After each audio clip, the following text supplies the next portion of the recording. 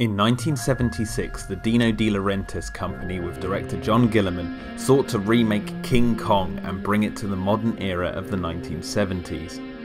In this version, an oil company owned by a man called Fred Wilson seeks an expedition to find oil on a newly discovered island in the Indian Ocean. Along for the ride is a primate paleontologist called Jack Prescott and a girl called Dwan, who had been rescued by the crew after surviving a boat accident. Eventually, they reach the island and Dwan is kidnapped by a group of natives to be sacrificed to, yeah, you guessed it again, King Kong, who grabs her and disappears into the jungle. Jack Prescott and a team go after Kong to rescue her, but almost all of them get killed after Kong rolls them off a fallen tree log into a ravine. After some tomfoolery, washing and almost undressing Dwan, Kong is confronted by a giant snake and the two do battle. Dwan escapes to meet back up with Jack Prescott and the two flee as Kong kills the snake.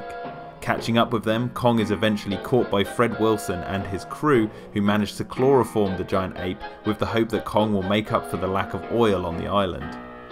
Once in New York City, Kong is showcased as part of a giant publicity stunt to the public in a big cage wearing a crown. I mean, wow, which company made that?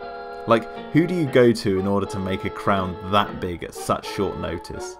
Anyway, Kong eventually escapes, as he always does, and climbs to the top of the World Trade Center buildings, where he is brutally gunned down by the armed forces, much to the dismay of Dwan. Look, I'll be honest, this one might be my least favourite Kong movie. I find it to be rather boring compared to the others, and whilst some folks out there say that King Kong Lives is the worst, at least that one is good to laugh at. Here, the film just falls flat for me.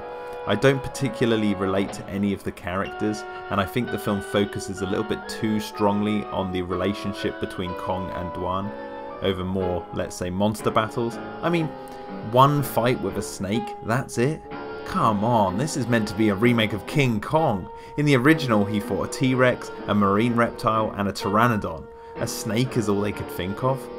I guess it was refreshing to see him fight a new creature, but really just one? I mean, they did take up a lot of the film with Kong hilariously drying Dwan with his breath, but geez, what a missed opportunity.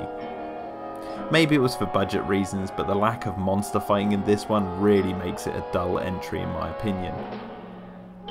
I first saw this when I was 18 years old. I had heard of the film for some time, but I never really sought it out. I was all about the original.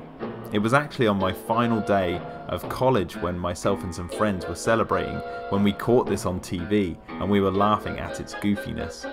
This probably didn't help with my opinion of the film, and since then I have watched it, but I've yet to find something in the film that makes me really like the movie.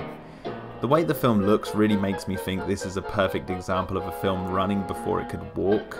I think waiting a few more years to remake King Kong might have helped, but using a suit over previous effects like stop motion didn't quite gel with me as much as it did with King Kong vs Godzilla, which probably worked in my mind because the monsters of the Godzilla franchise were predominantly brought to life via people in suits.